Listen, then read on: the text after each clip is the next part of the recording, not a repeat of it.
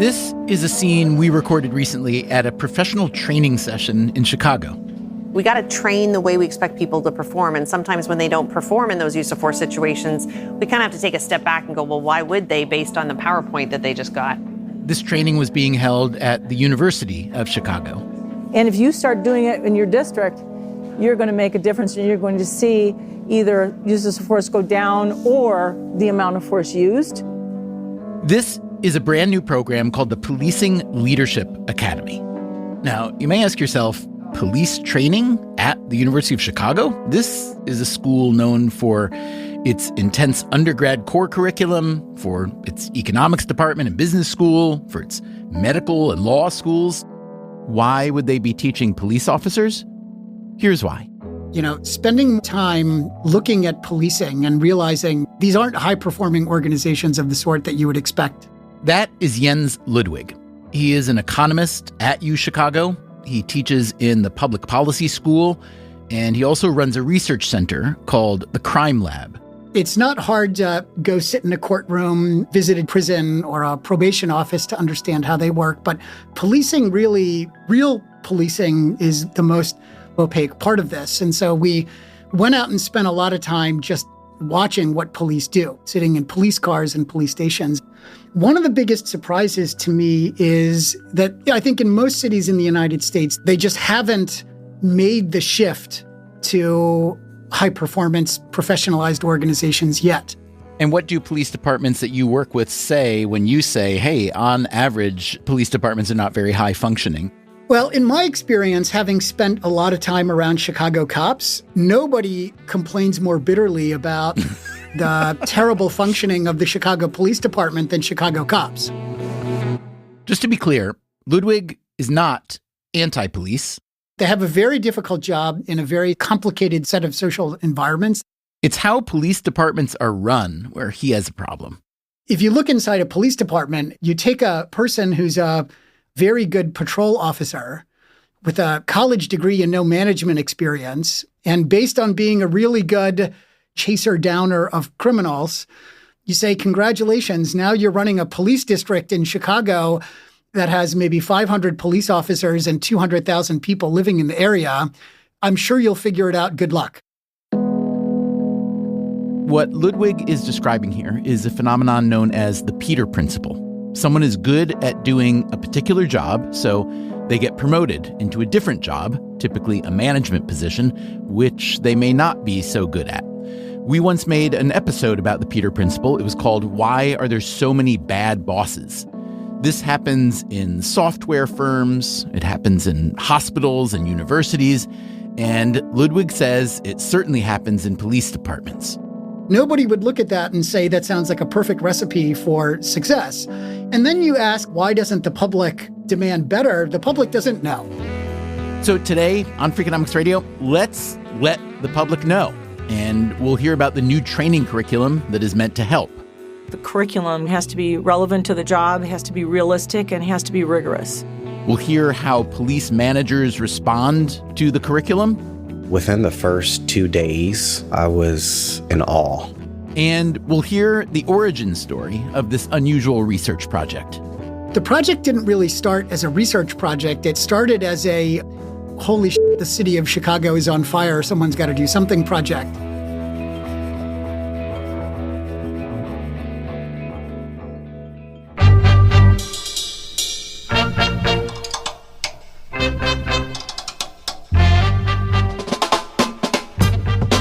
This is Freakonomics Radio, the podcast that explores the hidden side of everything, with your host, Stephen Dubner.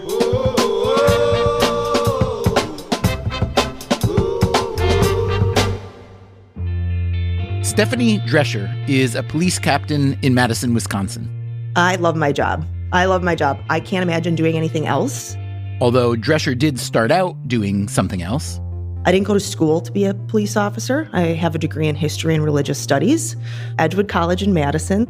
I did insurance for many years, and part of my job was to do risk management for the city of Madison through workers' compensation. One day, her job brought her to the police academy in Madison. I was just there to fill out the forms for everyone. And then Sergeant Koval became literally later the chief of police, said, "How old are you? Where'd you go to college? Have you ever thought about being a police officer?" And I said, 25 Edgewood, and absolutely not. But I frankly wasn't really thrilled pushing papers around every day doing insurance. So I said, let's give it a whirl. Soon after, Drescher was back at the police academy. 6 months of Madison training specific, but also state qualifications. So defense interacts tactics, professional communication, firearms, and then you go into field training for about 3 to 4 months. I put in for the job in November of 2008. I started the academy in May of 2009, and I finally went solo in February of 2010. So it's quite the process. Drescher spent her first 6 years as a patrol officer. I got promoted to sergeant in 2016. I was promoted then to lieutenant in 2019, and I was promoted to captain in 2021. You might think that each of these new jobs would come with another extensive period of training, like when Drescher first became a police officer, but that's not the case. You get promoted to sergeant, you get 3 weeks. And then they tell you, go do 40 hours of subject matter expert training, but figure it out on your own time. You get promoted to lieutenant, and then they're like, you're going to go to the North District, have fun. Figure it out.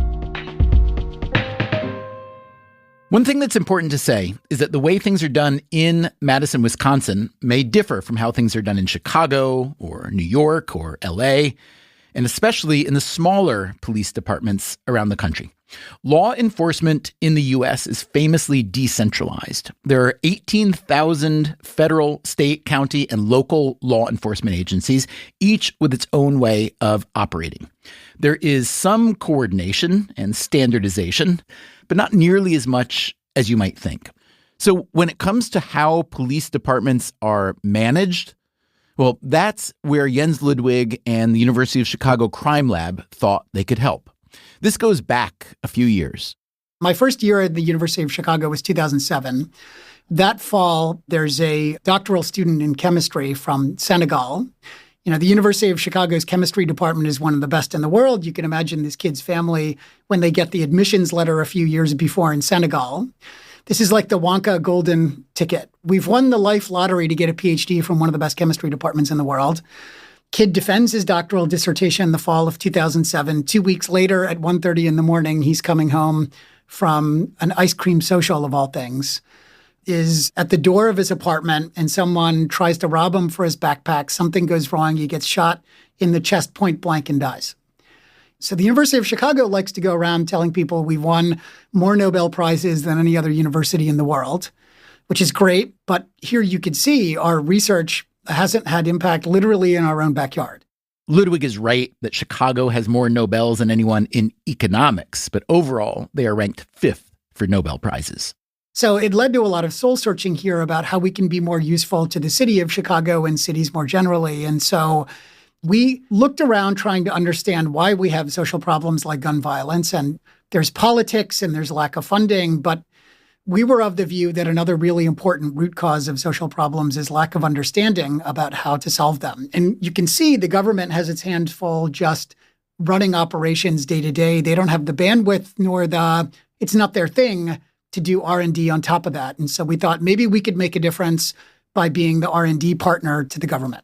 When you say that there is a lack of understanding, in other words, there are things that can be determined and acted upon that can change the outcomes in the realm of crime in this case. Persuade me that that's actually true and not just the sort of wishful and or high-minded thinking of academics. Yeah. Well, tell me if this is a responsive response or off base. Government spends an insane amount of money on all sorts of different programs to try and prevent crime from happening and prevent people exiting prison from coming back. And the large majority of those very well-intentioned programs don't work. A small share of them do work, and yet the government just keeps funding this as if we didn't know anything. And for a lot of the things that they spend their money on, we just have no idea. I was at a conference recently, and someone from MIT claimed that 99% of what the government spends money on has just never been evaluated with data at all. If indeed it's, let's say, even above 50%, why do you think that would be so common? It'd be idiotic for a family to spend a lot of time and money and other resources on something and then not think about how to determine whether it's successful or not. So why do you think that's so much more common in government, if indeed that's the case? Yeah, let me offer you a hypothesis, which is that in our daily lives, we get a lot of feedback about what works and what doesn't work. So if my wife says, how do I look in these pants? I very early in our marriage learned what the right answer is to that. Which is? Which is great. And similarly, in the private sector, if McDonald's comes out with a new McPizza and it's horrible, they very quickly can tell that it's horrible because they just don't sell anything. But the problems that the government is trying to solve are incredibly complicated and have a long list of determinants. If you live in Chicago and you were to ask yourself, how good is the Chicago public school system? That's an incredibly difficult question to answer. Is the police department doing a good job? It's really, really hard to know. But trying to figure out things that are really, really hard to know, well, that's what academic researchers do, or at least try to do. So Ludwig set out to understand what police departments do well and what they don't. This would yield a research paper called Policing and Management, which Ludwig co-authored with Max Kapustin and Terence Newman. In the paper, they note that other economists have firmly established that a given manager can make a big difference in how a typical company is run. Here's Kapustin. Having read those papers and thought about the issue, it does seem like there are a set of management practices that seem to be, I think you can call them best practices, right? About how you set targets and how you use data to plan your operations and how you promote people who are talented and how you hold people accountable when they don't perform. I mean, it's really not rocket science kind of stuff. And at that point, you're like, well, okay, if this works for private firms, why wouldn't it potentially work for public sector organizations, including police departments? So Kapustin, Ludwig, and Newman analyzed several years' worth of data from the 50 biggest police forces in the U.S. They zeroed in on every time there was a turnover in management, and then they looked to see what happened to the crime rate and to police use of force. And what did the data say? Managers really matter a lot in policing. Even holding the police resources and strategy constant, just getting a better versus worse leader in place can generate huge swings, huge improvements in public safety, and huge reductions in police use of force. Okay, so that's what their research shows. But for the sake of the larger story we are telling today, we need to point out that this research project didn't really start out as a research project. It started as a holy shit, the city of Chicago is on fire, someone's got to do something project, right? So the murder rate jumped by something like 60% from 2015 to 2016. Everybody's looking around thinking, oh my God, what do we do? That spike in murders wasn't the only problem the crime lab was thinking about. There was also a growing lack of confidence in the Chicago Police Department, especially after the police murder of a 17-year-old named Laquan McDonald. That killing led the federal government to launch an investigation of the Chicago Police Department. Then the Obama administration's Civil Rights Division of their Department of Justice connects us to this guy, Shawn Malinowski, and he says, I've got an idea. Yeah, my name is Shawn Malinowski, and I'm a retired chief of detectives from the Los Angeles Police Department. Malinowski was still with the LAPD when Ludwig reached out. But things were so bad in Chicago, the U.S. Department of Justice had said so, that there was a clear path for an L.A. cop to come into Chicago to consult. They had a dramatic increase of about 300 homicides in 2016. So they wanted a team to go in and take a look at why that happened and what might be able to be done to turn that back. We just started talking to folks about where were there holes in the system. And what we found was there was a lot of technology that had been purchased and deployed in Chicago, but not a lot of training on that technology and not a lot of direction to officers in terms of what they needed to be doing in the field. This led to the creation of what Malinowski's team called Strategic Decision Support Centers, or SDSCs.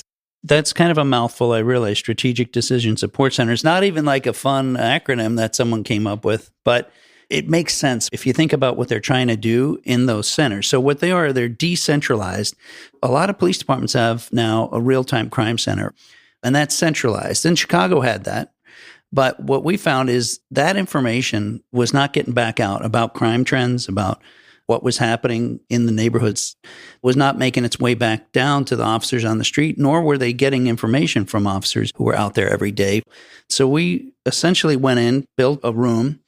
We put some technology into the room so that you could view some of the CCTV cameras and other technology that was out there. They already had gunfire detection systems. They already had license plate recognition. They had systems that could show you where your police cars were as calls for service were coming out. The problem is there was nothing really being done with it unless you had a very ambitious commander who, with everything else that they have going on, was going to take the time out of their day to focus on what was happening. So we just put it all in one place, and we teamed up civilians with police officers. And what's interesting is Chicago Police Department in 2016 had no civilian crime analysts. I mean, for comparison, we had at least 100 on LAPD for a smaller police department. We had 10,000 officers and 100 analysts. They had 14,000 officers and no analysts. And that's when the University of Chicago Crime Lab jumped in. And really, when everyone else was kind of wringing their hands about what can be done about this, the Crime Lab jumped in with both feet and said, we're going to commit to this thing. The Crime Lab sent data analysts to the SDSCs. They hired crime analysts extraordinaire. They were really data scientists. They were people that the department really wouldn't have been able to attract, I don't think. Their job was to synthesize all the incoming data for local commanders. And we just presented the information to the officers who could make an impact on the street. One of the first SDSCs was built in Englewood, a neighborhood on the south side of Chicago with a lot of gun crime. When I got out there to Englewood, I looked around roll call and I just saw how defeated the officers felt. They felt like they weren't making an impact. And, these are the officers that are going every night responding to multiple shootings. They're dealing with people who've been shot. They're getting blood on their shoes. I mean, it's a horrific job sometimes.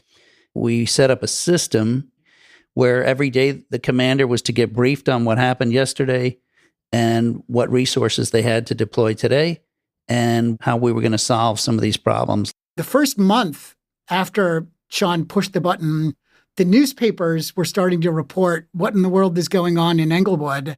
We had great success in Englewood during the first month. It was a short month, February, but we went without any homicides and very few shootings during that month.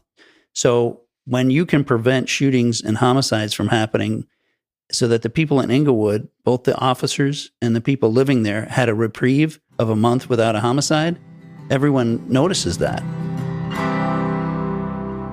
If this approach to policing sounds familiar to you, well, it is. The New York City Police Department has, for a few decades now, used a system called Compstat, which gathers and distributes crime data in very much the same way that Shawn Malinowski just described. Compstat has been considered a huge success in New York, and it's been exported to police departments around the world. Chicago has tried it several times, but for a variety of Chicago reasons, it hadn't taken root. But this new SDSC setup seemed to be working. Here's Jens Ludwig again from the Crime Lab.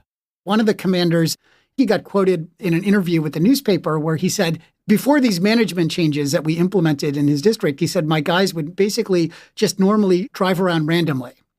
Shawn goes in and gets them to do something that looks a lot more like standard operating practice in a high-performing organization. Use data to figure out what you're going to do it, use data to figure out if it worked, and adjust, and so on. So I think the real kind of aha here is not, if I just described what they were doing after the intervention, you would say, where's the intervention? It also sounds kind of like common sense. It does. All of this only makes sense once you realize what the status quo was beforehand. The Crime Lab helped Shawn Malinowski's team open strategic decision support centers in other high-crime neighborhoods in Chicago. The results were similar to Englewood, a significant decrease in gun violence. But it didn't last. A year later, gun crime in those places was back where it was before Malinowski and the crime lab showed up. Why? Here's Malinowski again. If you think about the concept of the Strategic Decision Support Center, it's to provide information to that decision maker. So who's managing that district at the local level? And in a police department the size of Chicago, there's all different levels of maturity and professionalism and training in those spots. Sometimes you get someone who was a lieutenant yesterday running a squad, and then the next day they have the whole district they're in charge of, and with very little training on how to navigate that. And so sometimes they fall back on what they know. So if they had a certain background, then the district starts going in that direction. You know, if they have a narcotics background, they start looking at that because it's what they're comfortable with.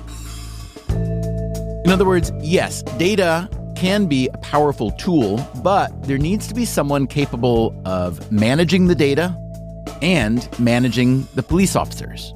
And that's how the University of Chicago's crime lab came up with its next big idea.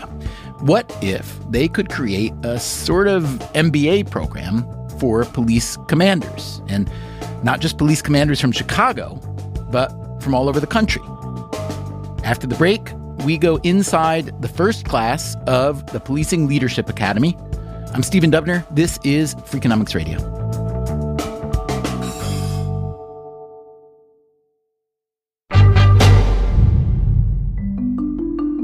The first cohort of the Policing Leadership Academy, or PLA, began meeting in May on the campus of the University of Chicago.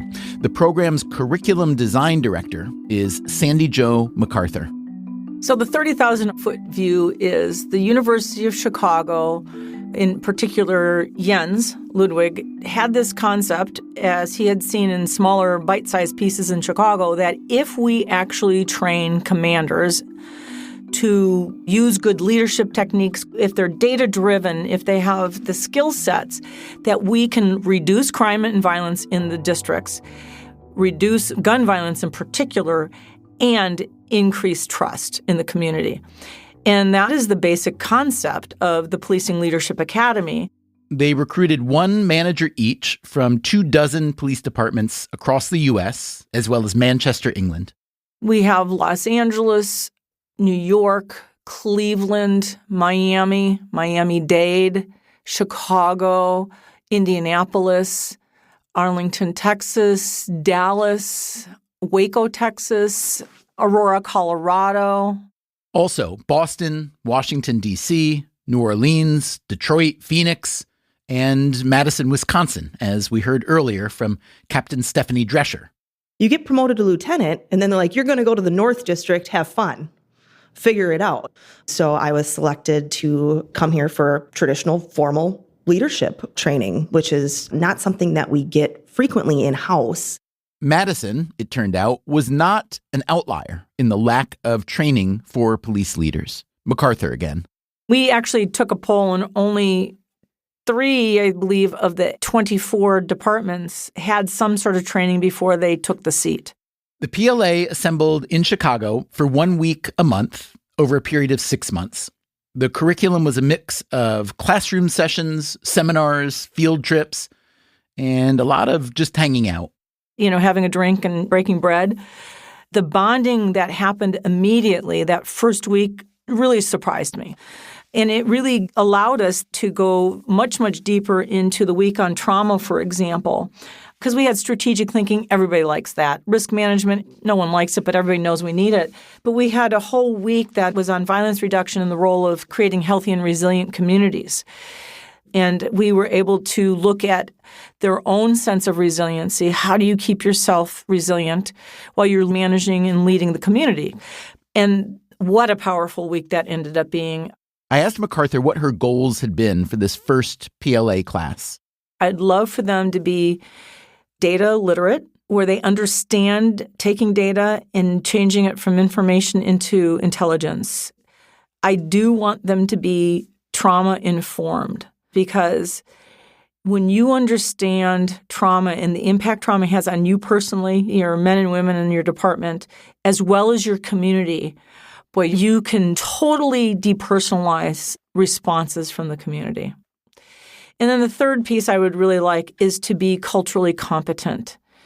One of the things with being culturally competent is you are naturally curious.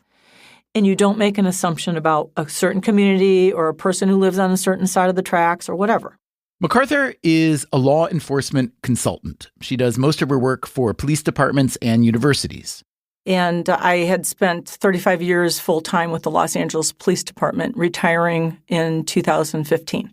She retired as assistant chief, the highest-ranking woman in the LAPD. I do a lot of work in the world of training, use of force, officer wellness. Those were probably my three biggest loves when I was at the police department. MacArthur joined the LAPD in 1980, and she was a beat cop in the Foothill Division in the San Fernando Valley. That was the place where, in 1991, Rodney King was beaten by LAPD officers, including a sergeant named Stacy Kuhn. The beating was caught on video and broadcast around the world. So literally 20 days after the King incident, I was working in South Los Angeles, and I was sent back to Foothill Division. I had been there as an officer, and I was sent back there as a sergeant. So I was given the unit that the sergeant who had previously been in the unit, Stacy Kuhn, and he and his team, a lot of them were stood down because of what happened that night. That was caught on video. I was given that unit. So, of course, they thought I was an internal affairs plant. I even asked the captain at the time, what is your goal for me coming in here? I'm really happy in South Los Angeles. Why are you doing this to me? So internally, there was a lot of angst. But externally, every call I went on, the community was outraged. We would be handling a robbery in progress call where the owner of the store who called us was glad we were there, but the people surrounding us were yelling and spitting. And my officers, it felt very personal, right? I was very, very involved in rolling on as many calls as possible, just knowing that there was this clash constantly and that it could be like putting a match on gas. But optics-wise, I had to listen to the community first, or they immediately would think I was siding with the officers. So I would say in roll calls, hey, guys, this is the way I'm going to handle these calls. If you need me to come to the scene, send me a little information in the computer about what the call is. No, I will come and talk to you, but I needed to go to the community first because they feel like they had no power, right? And just by the sheer nature of our uniform, we look like the power guys, you know? So I started to do that, and it was amazing because the officers were then able to depersonalize it, sort of get their amygdalas hijacked, all that stuff, right? And so they are in fight or flight, just like the community is in fight or flight. And just by giving a little bit of space and giving the party who feels the most harmed their opportunity to first tell their story, that set a different tone right out of the chute. So I use that example when I teach supervisors how important optics are. And then I would go in not with the tone that the officers might have had where they're giving commands, stay back, you know, you're crossing a police line. I went in with a much more, I would say, conversation like we're having today. You know, going over, they're screaming and they're yelling at me and say, hey, you know, come on over here. Tell me what your concern is. Now I'm thinking about your role in the Policing Leadership Academy and thinking, well, you're training these supervisors. And I'm wondering about your supervisor back then in that moment in Foothill. What do you wish had happened, or what do you think would have been a positive thing to happen for your commander at that moment to speak not only to you, but the rest of your colleagues to say, okay, here's something we might try. In other words, it sounds like you figured something out on your own, but I'm curious how much benefit there might have been if it were more systematic. I agree with you 100%. Because if people were able to depersonalize these conflicts, so I know the community is not going to be able to depersonalize easily, but if we as an organization, as a leadership team, could have sent that message that we support officers doing the right thing, but we are the ones who have to try to depersonalize these conflicts. It's about the badge. It's about the uniform. It's about the history of LA. I used to say this all the time in training and roll calls. For the sins of the fathers, the sons must pay. It's history. It's policing history. And you weren't even born. I wasn't even born. And we're still paying for things because nobody got in there, rolled their sleeves up, and said, let's start to work through this. So you can go all the way back to how officers in the South were used to manage slaves. We had much more corruption within police departments in the 20s and the 30s. Some agencies dealt with it harder than others. For example, LAPD, you get Chief Parker coming in, and he's like, I'm going to manage this just like the military, and we're going to root out corruption. So he comes in with a very militaristic tone, which in some places it was super effective, and in other places it sort of backfires. And then you get into the 60s and the turmoil across this country in the 60s politically, and police were called in to manage that. You can see across this country how police were utilized oftentimes for things they shouldn't have been, but then it became their job. I always say the peacekeeper is, I wish that's what we became, but we became the enforcer. This new Policing Leadership Academy is trying to update that enforcer tradition. There are sessions called The Psychology of Conflict and Organizational Morale. We asked some of the participants in the first cohort what they'd been learning or found particularly useful. Captain Drescher from Madison mentioned a tactic called Show Me Clear. It's about teaching her officers to make a mental reset after every call they respond to. It's something that we train, but it's something that wasn't institutionalized. So it's just take a breath, reset, frame yourself up to go to the next call. We also spoke with Michael Wally. He is the Deputy Chief of Operations with the Indianapolis Metropolitan Police Department. He came away with some procedural ideas, thanks to a classmate from Washington, D.C. We were having violence in our bar districts. We had a couple of shootings, there's homicide, stuff like that. What DC brought to the table that we didn't necessarily think of, or at least I had not thought of, was using other city resources to close down streets to make sure that there's safe routes for pedestrians, adding additional lights, having probation come out. So just bringing in other elements or government entities to kind of help us tackle this problem.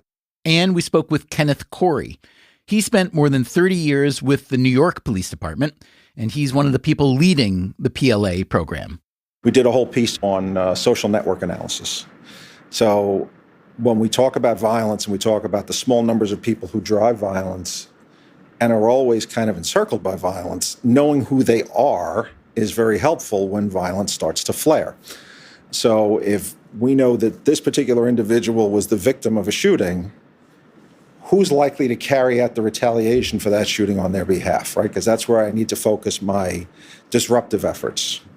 Prevention, outreach, community violence interrupters. But I also know where I need to push uniformed police officers to serve as that deterrent until the detectives can complete their investigation. Corey also preached the need for police leaders to treat their officers well. Just letting your people know that you care about them, right? You know, learning people's first names, learning something about them, like inquiring about their family, making them feel like a valued member of the team. And the officers are as happy as they'll ever be. I mean, cops complain. That's the nature of the beast. Doesn't matter how good they have it, they're going to complain about it. And we like to say that the only thing that cops hate more than change is the way that things are. Each of the participants also had to complete what Sandy Jo MacArthur called a Capstone Project, basically a mini thesis.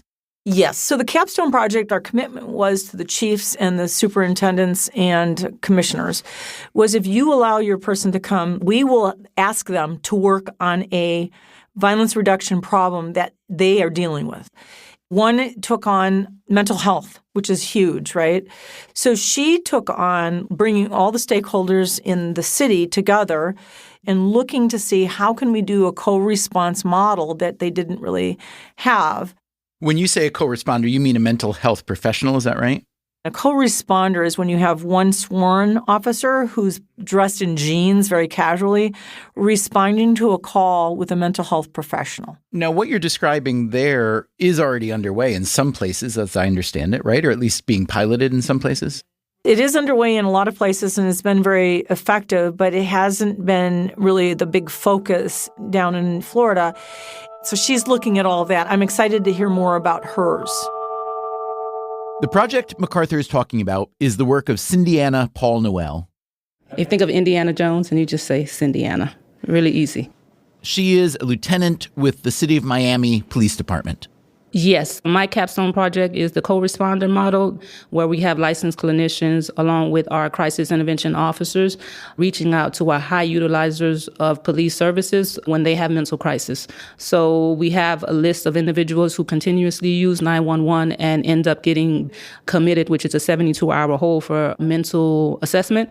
So trying to reach out to those individuals before they need to call 911 for their mental crisis.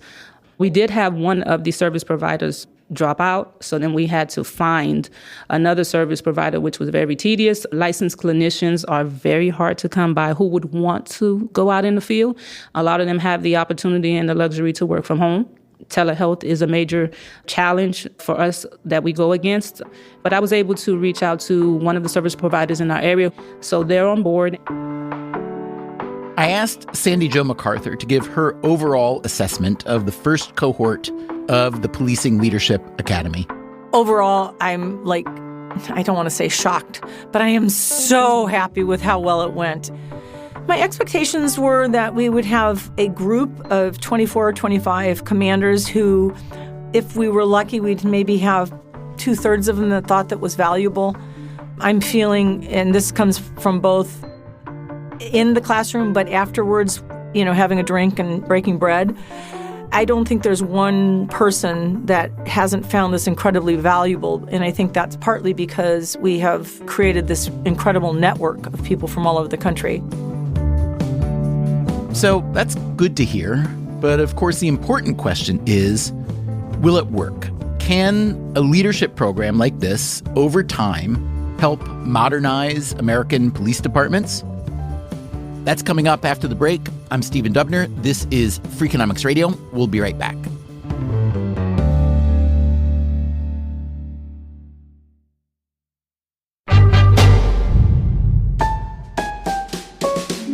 So Jens Ludwig, an economist at the University of Chicago, has accidentally become a police reformer. Economists do like to stick their noses in areas that don't seem to have much to do with economics. So I can imagine that some listeners, especially if you are critical of modern policing in general, that you might be skeptical. On the other hand, as an economist, Ludwig may have found an angle that others wouldn't have. I'm living in the city that has the highest unfunded pension debt of any city in the country. And any solution to the public safety problem in Chicago that requires the infusion of huge sums of money already faces a huge problem. You go to the mayor and say, I've got a great idea. I only need $2 billion a year to implement it. You're going to get crickets as a response. And your idea doesn't require so much money because why? Because training compared to salary is cheap. And because we're training leaders, not frontline personnel, there's a huge amount of leverage from that training. And so those two things together make this an insanely low-cost bet on making things better. Two things that, like the national conversation, would make you think are intrinsically in tension. You can have the police be more fair and also have more public safety at the same time, right? They're not intrinsically in tension. And so then we realize this is an amazing opportunity to have impact at scale, partly for the reason that you don't need to train tons of people. If I were to just ask you about the role of the police in crime reduction, how do you think about that? How do I think about the role of police in crime? Yeah, in other words, is crime reduction primarily delegated to the police in most cities? Oh, I see. Here's what I would say is common sense and the data together suggest that there really are very big, powerful, important sort of macro root causes to the crime and gun violence problem. And the other thing that we can see is those problems have been incredibly hard to change in the United States. And even if we could organize ourselves as a society and get much more unified than we have been to make a big push and solve those problems, that is not going to be a short-term project. So then you start looking around and saying, while we're trying to solve the root causes of crime and gun violence, what do we do? And I think policing is one of the most important levers that we have in our toolkit that lets us start making progress quickly. Anything that, quote, merely addresses crime and gun violence often gets kind of crapped upon by people who focus on root causes. Because they say you're treating the symptoms. Treating the symptom and not the disease. Exactly. And I think that's misguided because what it misses is what a headwind gun violence is in trying to address the root causes. You're also thinking about this like an economist who's looking at costs and benefits. And the fact is that gun violence has massive costs across society. And it's not just costs of the sort that you would think of, like medical costs and lost wages and whatever. Our friend Steve Levitt did a paper many years ago that showed that every serious crime that happens in a city reduces the city's net population by one person. Every murder that happens in a city reduces the city's population by 70 people, which shows you exactly how petrifying gun violence is. Most of those murders are committed with guns. Now, imagine that you're trying to do economic development in Englewood, one of the high violence neighborhoods on the south side of Chicago. Imagine trying to convince a business to move in to Englewood when, I've talked to cops who work in Englewood who are afraid to drive in to start their shift at the police station. If you can get the gun violence problem under control, that's a huge tailwind for trying to do economic development, to build the tax base, to get people jobs, to make the schools better, and so on. In other words, treating the symptom can be really useful. Treating the symptom can be enormously useful in treating the underlying cause. The reason that we started the crime lab in the first place is, you're looking around the country and you're seeing these enormously difficult, challenging social problems that are really ruining thousands or millions of people's lives every year.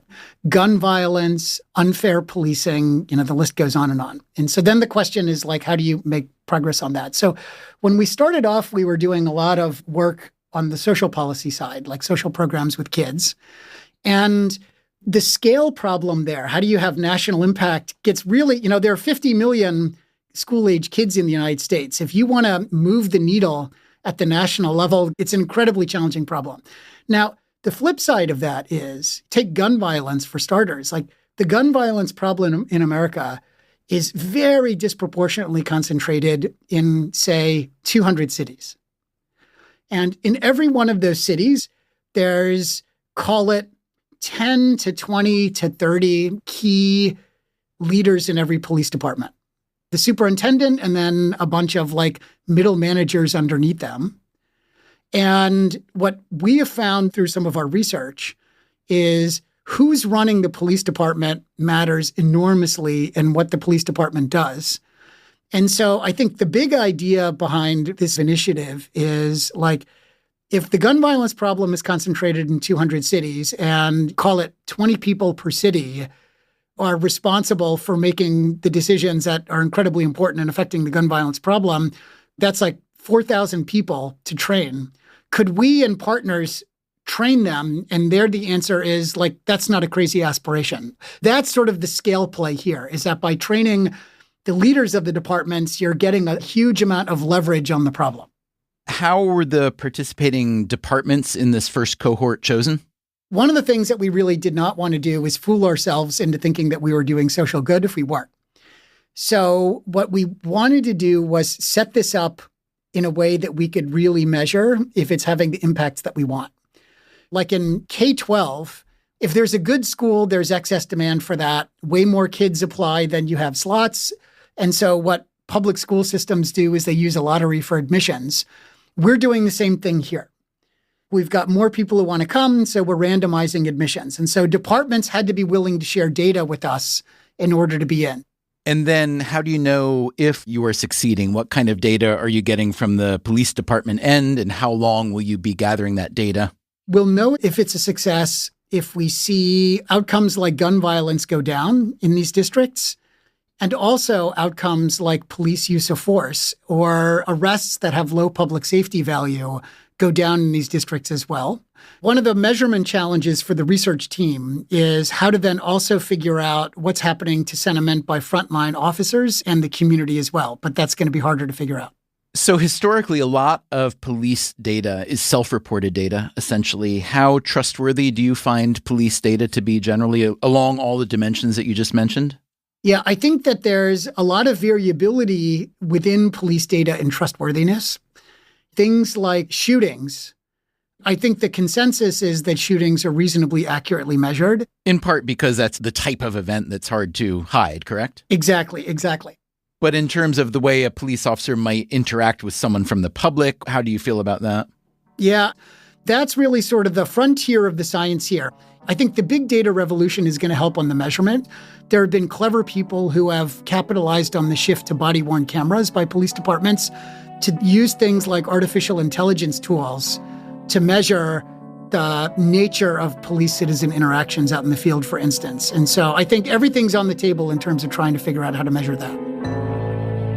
Jens Ludwig and his crime lab will be gathering data from the police departments that were represented in the first cohort of the Policing Leadership Academy, and we will report those results to you when we know them. They're convening their second class in January. I would love to know what you think of this project and what you think of this episode. Our email is radio@freakonomics.com. Coming up next time on the show. What I wasn't prepared for was just the sheer volume of the anger. Michael Lewis is one of the most popular nonfiction authors on the planet. But some people have taken exception to his latest book. The book is filled with stuff that is essentially law-breaking, but I'm just telling it rather than telling you he broke the law.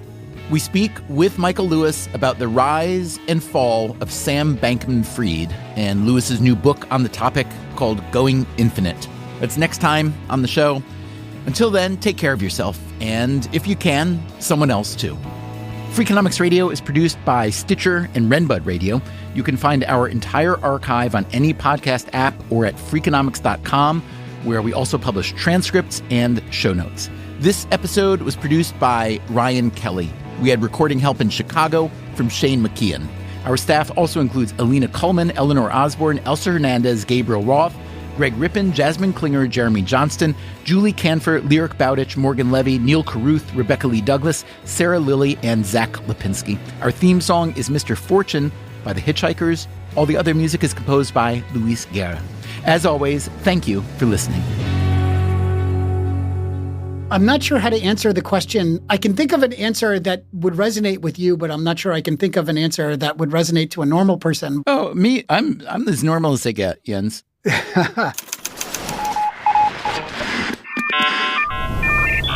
Freakonomics Radio Network, the hidden side of everything. Stitcher.